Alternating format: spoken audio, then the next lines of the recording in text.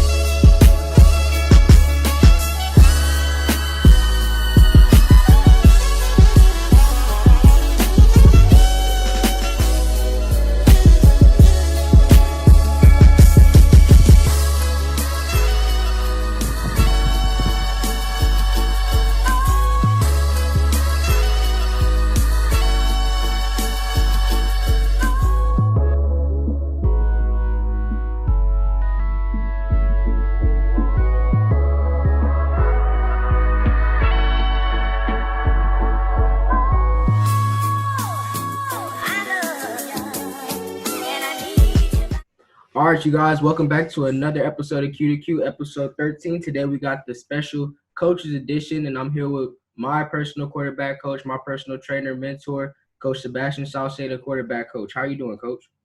I'm good, man. Thanks for having me on. No doubt. Cool to be a part of this. Yes, sir. We've been talking about this for a little while now, and it's always been on my mind to, finally start something new and go in a little bit of a new direction with, a lot of, quarterback coaches that I know or, want to meet, and a lot of athletes, just do a special segment. So this is definitely a great thing to have you be the first quarterback coach I'm interviewing. I appreciate that, man. It's a real cool venue that you guys got. It's a small knit community with the quarterback position. So what you're doing, it's cool to see you bring everybody together. Thank you. Now, Coach, let's get into it, man. Give everybody a background of how you started in the football world or the college or high school quarterback coach world. Just give everybody a background of how you started. Yeah, man, I've been coaching since I was like 18, and I started at the lowest level you could. I started coaching Pee Wee, like the Pop Warner group out in Lomita at the time.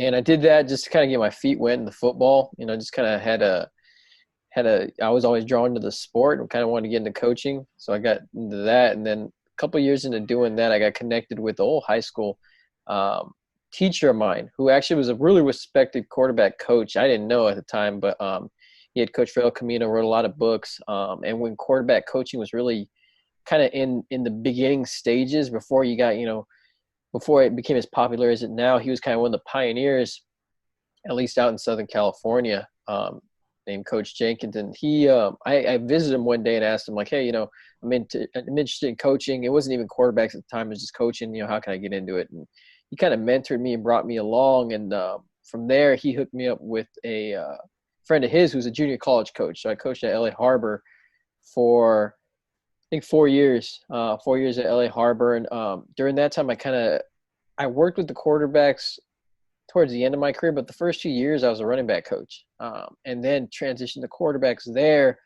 And just to be honest with quarterbacking, it just became it became something I just had a thirst for knowledge. I started reading everything you could on it.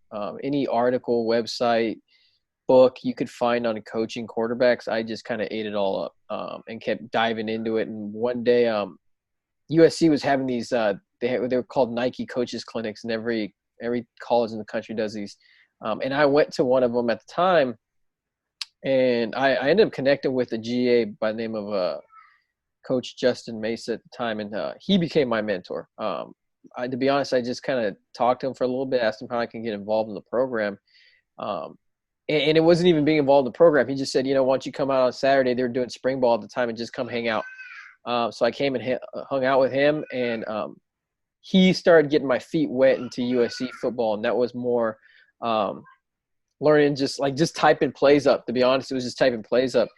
And so I did that for a spring, and it was just showing up one day a week on Saturdays. I was still coaching at Harbor at the time, and working with him. It wasn't anything other than just honestly just going in and typing stuff up. And he ended up liking my body of work.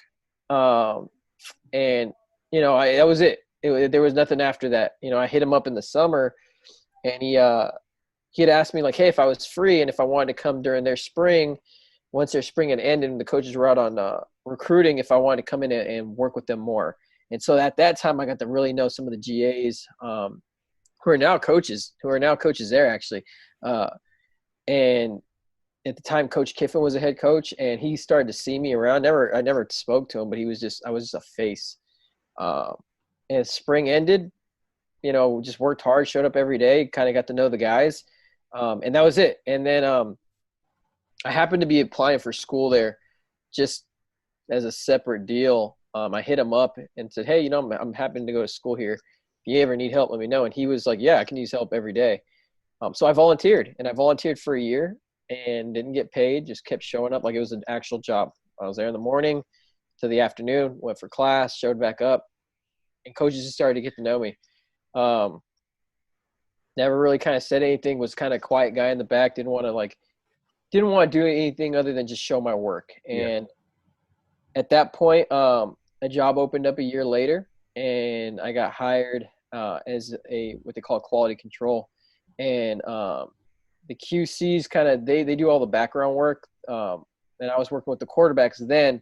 And it was a lot of like creating playbooks and doing all the plays and really getting into the X's and O's. But it was really starting there and earning the trust of the coaches. And I ended up like progressing my way up through there and was a QC throughout. And that's where I kind of developed really tight-knit relationships that I still have now with a lot of the coaches who were there, are there, and have moved on. But that's how I dove into college football. After that, there was a break-in the staff, and I had an opportunity to coach a couple different other places.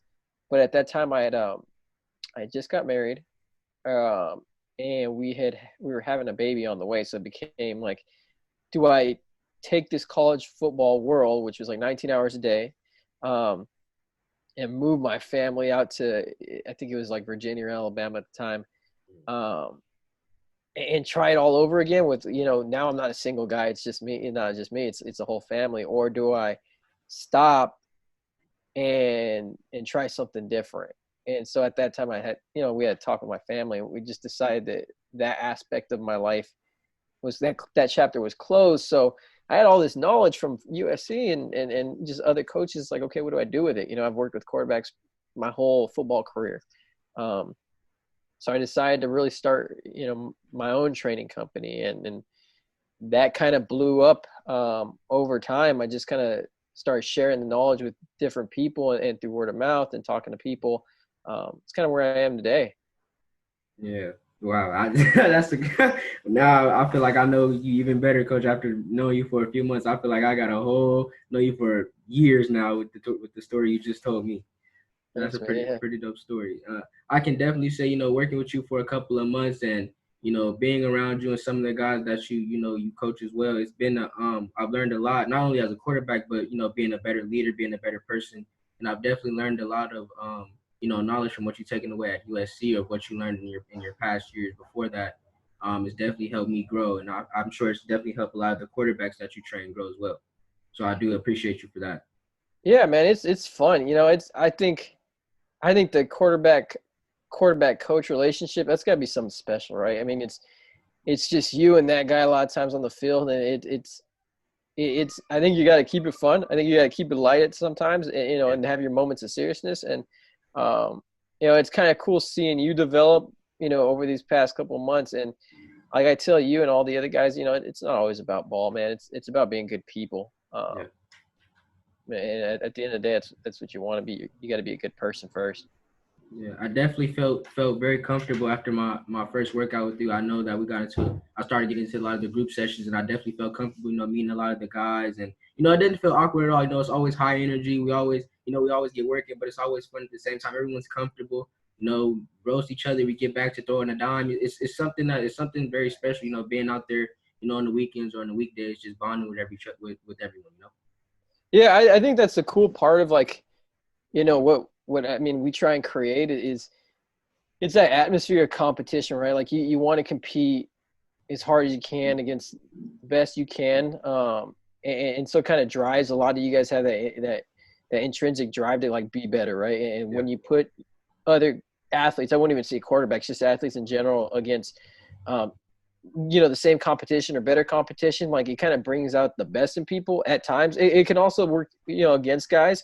But I think at the end of the day, it's really what we try to do is create this brotherhood, this brotherhood of quarterbacks and some of the other guys that come along, and really kind of push you guys, but at the same time, make it like a family atmosphere, so that when you're successful and someone else is successful, we all celebrate those successes.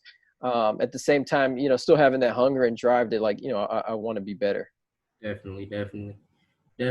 Now, Coach, you said you were at USC for a few years. You coached in some of the best games around. Best games in college football history. And just tell everybody, what your experience was like at USC for those years, and what some of the positives, and just your time there. Yeah, it was. You don't realize it when you're in it, but it was a very, it's a very special place. And you don't, and I say you don't realize it when you're in it because you're around I was around all these great minds, right? A lot of them were former NFL coaches and, legends. Like, you had and not even just offensive legends, just legends in general. Like, Coach Monty Kiffin was, a Super Bowl coordinator and probably one of the best defensive minds to coach the game. And I'm in the same room as this guy, and you hear some like the jokiness and stuff that goes around. And I'm just this young coach in the background who's not just trying to say a whole lot because, I'm just trying to make my spot in the room. Yeah. But being around all these guys, it's really humbling to kind of, I think especially as a younger coach, you think, a whole lot of ball, and you get humbled really quickly when you're around these guys where you realize like, man, I don't know a thing. Like when I'm around these minds, I don't know a thing. And it was nice to be able to share those experiences and really learn from these guys. And at the end of the day, like that's kind of like the memories I take away. Like, there were a lot of great games that we were involved in. You have the wins, they're always great. And you had the tough losses, and those weeks that you lose, it's hard because you come back into an office after spending 18 hours a day, like every day. And you have this whole body of work, and you're sleeping maybe 3-4 hours. I mean, honestly, there was weeks most of the time I was sleeping in the office, not my car, because it was just like, why go home and wake up in 3 hours? And it's crazy because it's like that's the mentality, but you're around all these minds, and it's cool because not only are you around these great minds and these incredible games, but like the athletes that you work with, like the different guys that I was around, they're really cool dudes. I mean, just humble guys. I mean, no different than anybody else that, a lot of them are in the league now, which is incredible. And some aren't. Some are just doing life, and you still keep in contact with those guys. And it's just a cool bond and experience that I was able to share. Definitely not. Now, what would you say is probably your one or a few, but one of your favorite games that you coached in, that you got to be a part of with the Trojans? Yeah, I think there was 2 games that really stuck out in my whole time there. The first was, we were in Oregon at the time in the Autzen Stadium, and that's one of the hardest stadiums to be in my opinion. It was the loudest stadium we'd ever been in. I mean, the whole building was shaking. It's incredible. And while they say Washington's that way too, and we went there, but I think Autzen was loud. And at the time, Oregon was like, I think they were like number 1 or 2 in the country. They were not top 5. I mean, and they had everybody there. I mean, they had all the dudes there. And I think at the time it was DeAnthony Thomas, so Black Mamba. It was a Crenshaw guy. And he was it. I mean, the Mamba was, I mean, that dude had some speed that, I mean, if he got past one guy, it was it. That was it. And there was a whole, and it wasn't just him. I mean, that whole offense was stacked. And so I remember pregame we're there. It's cold as hell. And they Oregon had this blackout night, so everyone in the stadium wore black. And right before the game, Coach Kiff at the time had said, Phil Knight brought out like some big gun. So he had Chris Paul was there, LeBron was there, I think Kobe was there. So you have all these you literally have all these like NBA stars on the sideline right before the game. So our dudes are looking at like, dude, that's LeBron. Like LeBron's right there, Oh or my CP3's right there, and we're like, damn, like they brought everybody, right? And it happened to be a big recruiting weekend for them too. So they had these. Mm. So not only like is it like a big game, but like you got all these huge NBA stars for the recruits that are coming in. Uh, and so the game was crazy, and it went down to the wire. And we ended up winning that game, but you know, just barely. I mean, just barely. And it was something where I think the defense had one stop, where they like, I think it was Hayes Pollard at the time, who played with Mamba at Crenshaw, who stopped him Mm-hmm. like within with breaking a touchdown, and it ended up being like a fourth down where we got the ball. They punted, but that was one. The other one was at our home, and it was against Stanford, and Stanford was number 2 team in the country, and their defense. Stanford's defense with Coach David Shaw is probably the hardest defense to play against, one of the hardest ones, because they're just so defensively sound. Like those guys don't make a mistake. Yeah. And there are some big dudes like Stanford, like their front line. They're known for being big, strong dudes. And that game was tough because it was Cody Kessler was our starting quarterback at the time, and it literally went down to a field goal kick at the end. And Coach O at the time had become the interim coach, so he was our head coach. I remember this time. Yeah, definitely. So it got to a point where we couldn't run the ball. Like we just couldn't run it because they literally would stop. We'd get a yard, if that. It just wasn't working. So we had to pass, and pass game wasn't easy either because I mean those guys were shutting everybody down too. So it became I think we had like a third and like 3, and it was like we can't run it. We're not gonna get it. So we threw a slant to Marquise Lee at the time, and he got enough separation to catch the ball. At the time, like Keith was not like in the healthiest shape. Like he was battling some stuff and was able to go out there and get the catch, get us a first, and then we had to pull him out. So Keith gets out, and it's a long field goal. It's like a 47-yard field goal, something crazy. So Andre Hadari at the time was our kicker, goes out there and he lines up, and they call a timeout, so we're waiting there. We're like, damn, okay, we got to wait for this. Kicks the thing, and it makes it. And we're sitting there, and everyone on the sideline loses it. And, the coach is trying to hold guys back because, there's still time in the game. We just have to pretty much stop the kick, like the kickback.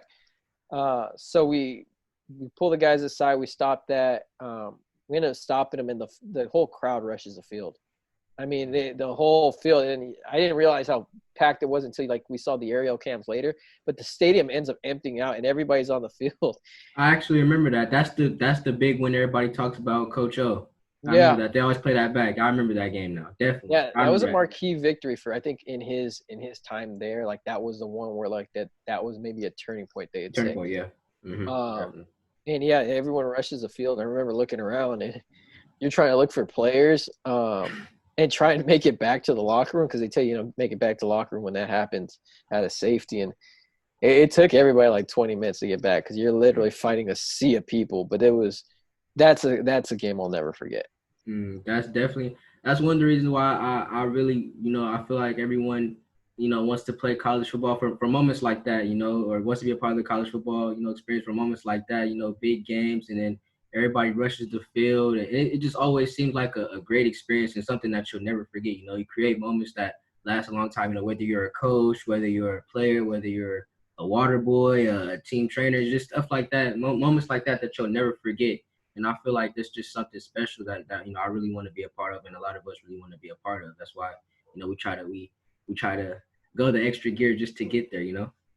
Yeah, I mean it's all that relationship and that those memories you create, man. And I think for the student athlete, for the quarterback, or whatever you're playing, it's even probably better than that. Like your memories are so much greater because you're building that bond with your brothers, with those guys who are going through the weight trainings, who are going through the 6 a.m. lifts and the meetings, and you're actually the guy out there performing it. So I think those memories of just all those kind of things, those stick with the athletes longer. And I think that's why you look back now and like a lot of those guys who you'll end up playing with, who you played with now, like you'll remember forever because you have that experience with them that no one else can replicate. Definitely. Definitely. Now, Coach, you train me, you train a lot some of the top guys, in Southern California. And who would you say, is pretty much blowing up right now and that, the college football world, college coaches should definitely look out for? Yeah, man. I think all you guys are kind of doing your thing individually, which is really it's cool. It makes me proud that I can just be a part of your story. I think everyone's kind of blowing up individually in their own way. I know Ethan Grady's kind of he's starting to really give more attention. I think in the college world. I know him and I talk often, and he's got some stuff on the way. Ethan's he'll be getting some bigger ones in the near future. Dylan, I think you've done with Dylan too. Yeah, I've done with Dylan. Yeah. Dylan, I talked to his coach the other day and different stuff. He's going to get another couple coming up in the next month or so that'll be exciting. And then even talking to you the other day, which is really cool. Just our DMs back and forth. I think your time's on the way too. So I think you guys are I think you guys are the immediate future, like right now. And then you got guys in the background who aren't far off. Like I think Christian's not far off. I don't think Jamar is far off, but it's a waiting game to be honest. As for the younger quarterbacks, it's a waiting game because you guys are the right now, and that's what college guys are looking for. Yeah, and you guys don't know out there, but week 5 I'll be playing Dylan. San Pedro and Dorsey's a big rivalry out here in the city section. So definitely that'll be a big game. I'm definitely gonna talk to him before the game, and we see each other. So Coach, you got to be there. You got to be there for that one. Yeah, no, I'll definitely be there. That's the cool thing about like not necessarily being tied down to an actual team, that I'm not coaching with, because I get to see you guys and really map out preseason where I'm going to go week to week. Yeah. So whenever you guys match up against each other, it's always fun to see because I just want high scoring games. Like I just want to do nothing. And it's cool because it's cool to see that brotherhood before, whether you guys talk before or after the game. And just see guys battle it out. That's always a cool thing for me. Yes, sir. Well, that's pretty much it, Coach. Thank you for getting on the Zoom today, man. We'll definitely be in touch. Definitely work out again soon for sure. I'll definitely hit you up. But thank you for getting on the call today, man. No doubt. All right, brother, man. Take it easy and thanks for having me. And I'll see you soon. Yes, sir. Later.